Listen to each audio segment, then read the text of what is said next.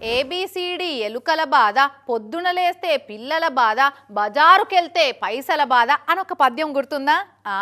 ఆ పద్యాన్ని ఇప్పటి రోజులకు అప్డేట్ చేసి ఊర్లోకి వెళ్తే కోతుల బాధ, బయటికి వెళ్తే కుక్కల బాధ అని వాడుకుంటే కరెక్ట్గా సరిపోతుందేమో అనిపించవచ్చింది.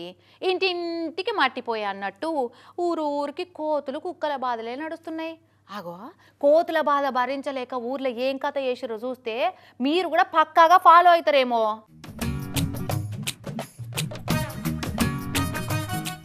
అవు మీరు అనుకుంటున్నట్టు ఐడియా పాతదే కానీ అద్భుతంగా పనిచేస్తున్నదట.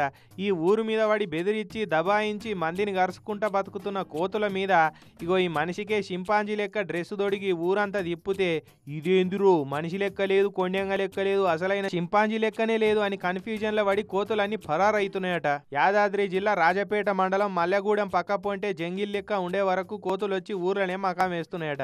ఇక బడికాడ మధ్యాహ్నం పిలగాలు తినేటప్పుడు అయితే మొత్తం దండయాత్ర చేసినట్టే వస్తున్నాయట. ఇక ఊరోళ్ళు వచ్చి పంచాయత్ ఆఫీసులో కోతుల గండం తప్పియమని ఫిర్యాదు అయ్యారట. ఓ 1500 పెట్టి చింపాంజీ గెటప్ తెప్పించిండు కార్యదర్శి చక్రధర్. పంచాయత్ ఆఫీసులో పనిచేస్తున్న సిబ్బందికే ఇట్లా డ్రెస్సు తొడిగి వాడకట్టుల పొంటి తిప్పితే కోతులు దెబ్బకే జడుచుకొని ఉరుకుతున్నాయట. ఇక ఆయన ఈ కోతులకు అసలు సీక్రెట్ అర్థమైతే చింపాంజీ డ్రెస్సు దొడుక్కున్న పరిస్థితి ఎటమటం కాగల. మళ్ళా అసలే అవి కోతులు, మళ్ళా మన పూర్వీకులు మాటలొక్కటే రావుగానే అబ్బో మనకంటే సూపర్ ఫాస్ట్ ఉంటాయి అన్నిట్లా పైలమిగా.